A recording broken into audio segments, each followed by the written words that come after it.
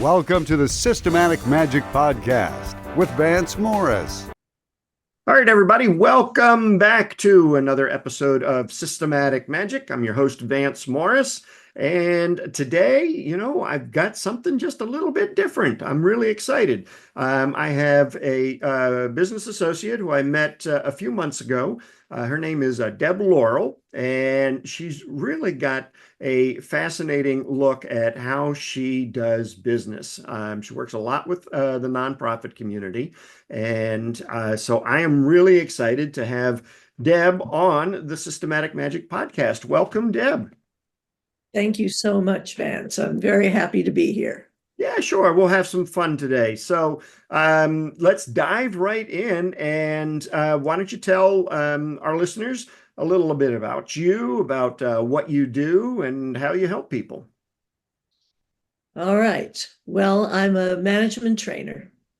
I've been conducting training for over 50 years. I started when I was 2.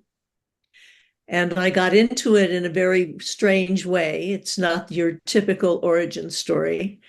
I started the first feminist theater in the Midwest with another woman, and we were performing our play about how feminism affected women both positively and negatively. And we would open it up for conversation with the audience afterwards, which I facilitated. And there were 2 women professors in the audience who came up to me afterwards and said, "We'd like you to teach assertiveness." And I said, "Great, what's that?" They said, "That's what you're doing, read this book," which was Your Perfect Right. So that's what got me into conducting training. And I have taught for the Management Institute at the University of Wisconsin, Madison School of Business for 30 years as an ad hoc instructor. I've spent 15 years doing international training, predominantly train the trainer in Africa, the Middle East, and Eastern Europe.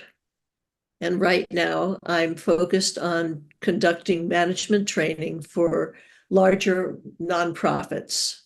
And the reason why management training is so important is that very often managers are promoted because they are wonderful individual contributors, top technical folks, top sales folks.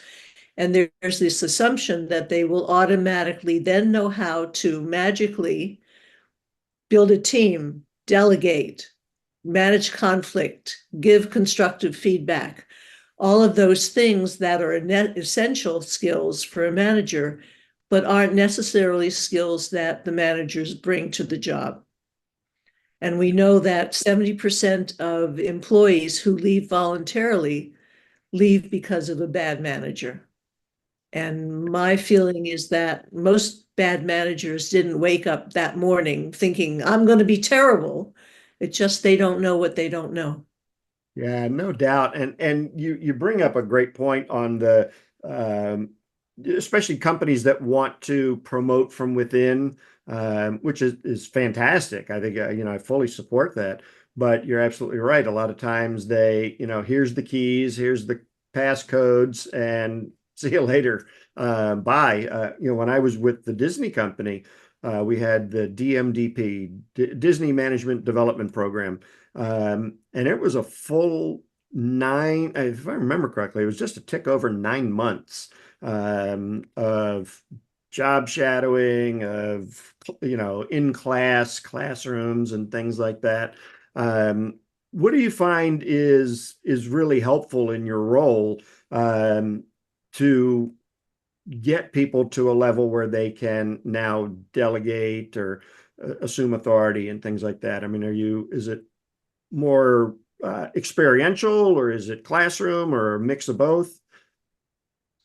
Well, it's experiential classroom. Okay. By that, I mean that it's skill building and results oriented, and it's not lecture based. We begin with what people already know and build on that. And then they have hands-on practice. If you're going to delegate, okay, this is how you plan it, how you figure out who you're going to delegate to. You've got to plan what you're going to say. You've got to plan exactly what you expect that person to do. Okay, develop that plan. Now, practice implementing that plan in the classroom, whether that's a classroom literally or virtually. Okay, great. So do you work with any of the assessments or tools like a Clifton Strengths Finder or Myers-Briggs or anything like that? Do you use any of that in your practice? I use the big five. Okay, what's that? The big five looks at characteristics that are on a spectrum. So you're not plugged into a box, which is pretty artificial. So it looks at how you deal with stress. There are some people who get highly stressed very easily, other people who are very laid back. And so most of us are in the middle, depending on the circumstances. How you deal with stress, how you deal with change, how you deal with goal setting, how you, let's see what we have. Your extroversion or introversion. So there are five key factors, and they are constant regardless of who is assessing them, whether it's a self-assessment or an assessment by other people. Okay. So talk to me a little bit. I mean, most established businesses are going to run into problems with change. So how do you approach change management when you're working with a company? Well, there are several things. First of all, the more they can involve employees in identifying the change or how the change is going to be implemented, the more that the employees feel they have some sense of control, the better it is. And we need to look at the transition because there's going to be some losses, and people are emotionally invested in their job, the relationships they have with the people around them, the status, variety of things. And it becomes very important to address those right away. Yeah, and You know, I agree. Go ahead. I'm sorry. I'll let you finish. you can't just say, all right, tomorrow we're going to do this change and then expect everybody to fall into line. It doesn't work that way. Now, two things that I have seen where change goes horribly wrong is where a change is being implemented, but no communication is coming down the pike. Mm. And the manager doesn't even meet with the employees to say, I don't know anything, I'll let you know when I do. So rumors are rampant, people are really nervous, highly anxious. You know that that change is not going to be effective. The other thing is when there's a systems change and you're going to learn a whole new data entry system, and people are trained a year before the change is supposed to be implemented. Well, people are not going to remember what they were taught a year ago if they haven't had an opportunity to put it into practice immediately. So that's another situation where the change is going to be pretty dreadful. And the third is when there's just not communication. I worked with a bank where they implemented a system of change in the central office. The branches suddenly were losing people's accounts. They had no idea where the accounts were. And they were blaming each other. And we looked at there's a process, there are steps you go through when you are making a change. And one of them is you communicate that with those who are going to be affected. Yep. It's not a radical thought, No, but they had jumped right over that. it's amazing, and it's so many problems could be avoided with just that communication. I mean, I mean, whether it be business or family or husband and wife, whatever it is, it seems the root of so many problems is communication. What do you do help organizations or leaders improve their communication? I mean, is it style? Is it substance? Is it the method of communication, whether it's electronic or in person? It's all of those things. It really is. First, it's being clear. Communication is teleological. There should be some goal. Why are we communicating? That's got to be pretty clear. If it's not clear in the mind of the communicator, it is definitely not going to be clear in the receiver. And then there's checking. I have seen in working in corporate, I have seen emails come out with various information, but there's no contact person. There's no way to follow up, follow through, get a question answered. It's like, what are you thinking? Obviously, you're not. Yeah, So it's being clear at the beginning of what it is you want to accomplish, then choosing your language. Some people respond to a direct, this is the way it's going to be, Vance, and you're happy to hop too. And there are others who, well, how was the weekend? And let's have some small talk and let's move into it. Some people need it in writing, some people need it orally. So because you've got a wide range of people, you've got to be planning your communication to address all of them. sure. And then it comes down to what's appropriate to do face to face, what's inappropriate to do in an email, Sure. Or a text or a Slack or whatever the way that organization, I saw your face go. Text. However, the organization communicates. But it's got to be on a number of levels because different people are going to respond differently to them. Yeah. So when you have a boss or a business owner, who is very, they got a lot on their plate, they got a lot going on, certainly focused on profitability. And then, and they may come across as, gruff, abrupt, not so friendly, when it's really not the case. But then they have to go and talk to an employee, similar to one of the examples you said, and they still use their directness and don't change their communication style to match the employee who maybe requires a little bit more empathy.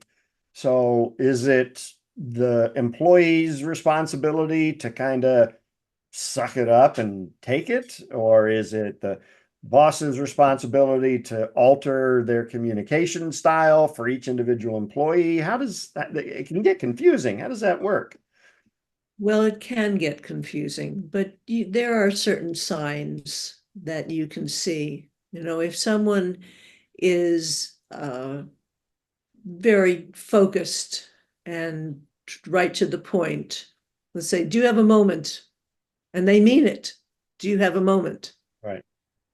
A person who has in their office, or in their background, I guess, if we don't have an office, pictures of them with trophies or a fish or their family, that gives you a clue.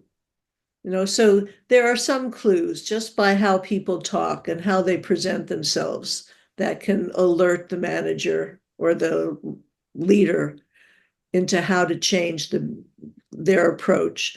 And it really depends on that person to change, because it's unfair to expect that an employee is going to just speak up and say, by the way, it would be much more useful for me if you would say hello in the morning, would Right. make my day a lot happier.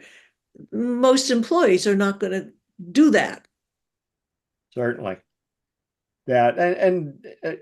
And people talk about creating an environment where you can, quote, say anything. But it's really kind of a farce, because you're right, employee, I mean, well, that's their place. They're the employee. And so can they really say what they want to say? There are courses about how to write an email because emails can be so impersonal, and something that it may not be your intent to come across the way that email, by the choice of words, comes across. Yeah. I mean, text and email, really, I think really damaged a lot of communication skills in a lot of people. That is my own personal feeling, because before, where you would have a phone conversation, oh, God forbid we pick up the phone and actually call somebody, you could hear the inflection in the voice, and was it just a very conversational tone and talking about this particular subject, whereas in the email you don't get the conversational tone. You get, oh, here it is. And so, yeah, I'm not a big fan of when I had Teams, and there's a reason I don't have Teams now. So we won't get into that. But I made it a point that I did not use email as my primary first method of communicating with one of my direct reports. It was either an in-person or a phone call, and then I'd follow it up with an email as a recap. Something along the lines of, hey, just to recap our conversation, you said you would do this by this date, and here are the resources you expected, and let me know if you have any problems. But I do want to switch to your teaching career a little bit in the school. I'd love to get your opinion, because you're in it, on what is the next generation of workers. What are they looking like? Do we really need to be worried? Do they really need to be what? Do we need to be worried? A lot is made about generational differences. And each new generation coming into the workplace, there's this, oh my dear, they don't have the same work ethic. There's this, that, and the other thing, that they're not like us. Well, we're all human. We all want to be treated with respect. We all want to be able to grow and develop. We all want to make a difference and be doing something that's worthwhile. Okay, given that, maybe there's a difference in how they want to be communicated with. Maybe there's some who would prefer text or Slack instead of a phone call. But I don't think there's anything to be worried about. The concern I have is, and I have read some articles about this, is Gen Z not feeling that they're getting the mentoring and the learning that they could get if they were in an office, because so much is remote, that they're not able to build those relationships and learn from more seasoned folks. And I think that is a concern. And there are a lot of discussions about, well, how do you build a team and how do you help? But mentoring can still happen. It's just that the organization needs to think about what are the needs of the new employees. Yeah, I mean, I think about it too, is there's no water cooler conversation anymore. Not that anybody's got water coolers anymore, but I mean, that was the place where, you hung out. Maybe you were a junior employee and you wanted to listen in and hear what the two senior guys were saying. And it was really how you embedded yourself into that company's culture. And, when you're sitting at home in bed in your pajamas and you just have a tie on the top part, you don't get that interaction with, you can't observe what somebody else is doing in a meeting, because they're also sitting in bed in their pajamas with a tie on. So yeah, I think there's a lot lost there. I'm just thoroughly amazed that we now actually have to have classes and well, I mean, I guess it's good for your business, but about how to behave in an office. Is that something that you're running into? Not me personally, no. But I mean, you're hearing these things. Yeah, you certainly do hear this. Well, conversation. You mentioned that text and email has had an adverse effect on it. Yes, people knowing how to have a conversation with complete words, without emojis, being able to express your emotion without emojis. I mean, that I hope it's not a dying art. Yeah, I think, and I think a lot of, I mean, not to get completely off track here, but I think, a lot of it, especially for students, it really starts at home. And like I know in our family, dinner is our sacred time. I mean, there's not a phone, there's no doodad, no electronics, no TV, nothing. Because, and, and we only get 3 or 4 a week just due to, sports and other activities. Um, but I've had the kids, I'm like, look, we need to have conversations as a family. I can't keep coming up with the topics. So tomorrow night, it's your turn to lead the family dinner. If you got to go to Chat GPT and ask it for 5 questions to ask at dinner time, go ahead and do that. But you're in charge. Um, That's and great.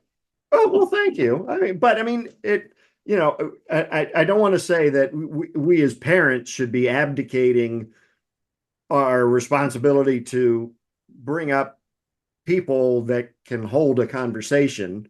Um, I think there is a responsibility for us to do that, because, public schools certainly aren't doing it. And then when they get to college, my oldest son graduated college a couple of years ago, and he said, Dad, high school did not prepare me for college. And I'm like, what do you mean? He goes, well, I never had any homework. I have no study habits. And so I think you're right. I think that Gen Z is really, they were on the cusp of, some of them might have been caught in the COVID, especially in school. So that didn't help any. So yeah, I think your line of work is set for a long time, Deb. You should have plenty of business rolling in. That would be very nice, Vance. Yeah. I hope whoever's listening takes that to heart. No, well, no, we have a very broad base of listeners. It's funny. I mean, some of my clients, I have one guy who is a luxury shampoo manufacturer.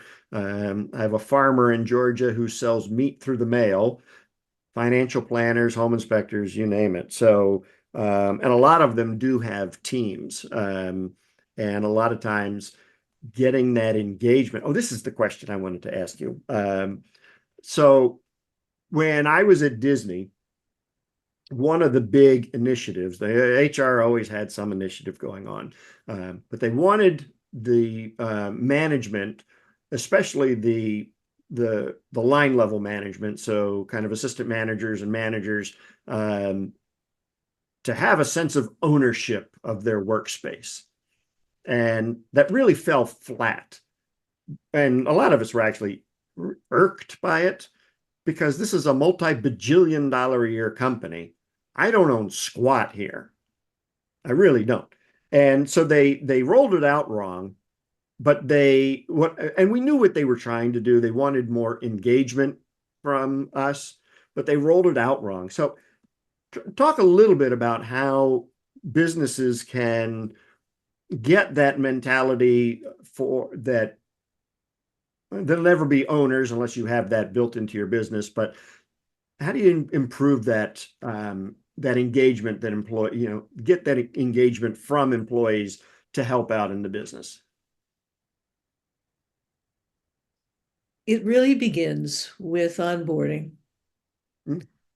with the employee being given a clear sense of where they fit in the organization and what their impact is and what the ultimate goal is. Let me give you an example. They were doing an audit of how do I want to say this? In Janesville, Wisconsin, there used to be a Parker pen plant.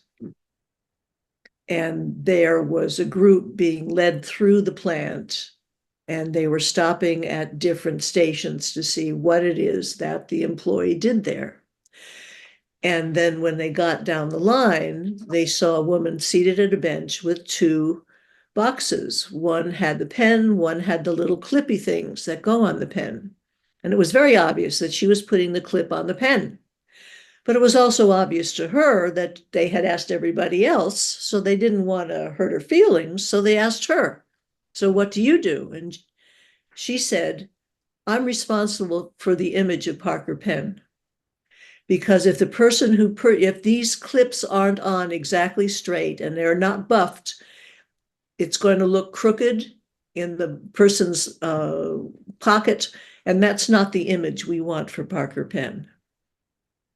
And I am in utter awe that someone took the time to give her great, there's nothing wrong with what she's saying. And imagine if they have some need for her in another department, say packaging, well, she knows if it's not packaged well, what's going to happen to all her work.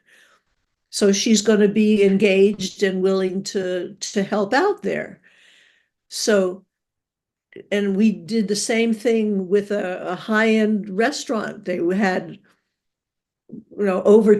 turnover with the kitchen, the staff, the dishwashing staff. Most of them were transients, and it's hot, dirty work, heavy work. Well, if you go to a restaurant and you sit down, what's the first thing that you look at on the table? Yep. Plate, silverware. Plates and silverware. If there's crud on that, it doesn't matter how beautiful the surroundings are, how wonderful the food is, you don't want to stay. So they're responsible for the image of that restaurant. And if you tell people that and they believe that, then they have a sense of ownership. Yep. Then they are engaged. And it also involves treating them with respect. And it goes back to what I said. We want to be respected. We want to be valued for what we do. We want to be part of something larger, something that we can care about. Yep. That's really good. And I think that's a great place to wrap, because it is a powerful message, the one of respect, which is just, it's common courtesies. So I think it's just spot on. And I love I worked in restaurants for 25 years. So I know the perils of being in the dish room, especially when you're wearing a tie. No fun then. When the dishwasher doesn't show up and the manager has to do dishes, there's no fun. Certainly gives you a new appreciation for the job. Deb, if folks want to get a little more information about you and what you do, what's the best way for them to connect with you? Email is probably the best. Okay. But they can contact me through laurelandassociates.com. Okay. Laurel and Associates spelled all the way out? And is spelled out too. Okay, so laurelandassociates.com. I'll make sure that that's in the show notes. So it'll be easily clickable for anybody. Last question, any last parting words of wisdom you'd like to impart with us, that something we didn't get a chance to cover, or your favorite color, and anything that you'd like to leave us with? No, I think that we've covered a lot, and I have really appreciated our conversation. It's been a lot of fun. This was good, and I'm glad. I've known you for a number of months, and we've had a couple of one-to-one meetings. But I really feel I got to know you a heck of a lot better now, and I got a really good handle on your business. So for me, this was great too. So I certainly appreciate you being here. Thank you so much. All right, everybody, that is another episode of Systematic Magic. My guest was Deb Laurel, management consultant extraordinaire. So definitely make sure you check her out. And until next time, we will talk to you all later. Thank you so much. Thanks for listening to the Systematic Magic Podcast. If you like what you heard, go to our website, deliverservicenow.com, so you do not miss a single strategy. Join Vance's crusade to eliminate poor client or patient experiences around the world. Go to deliverservicenow.com right now.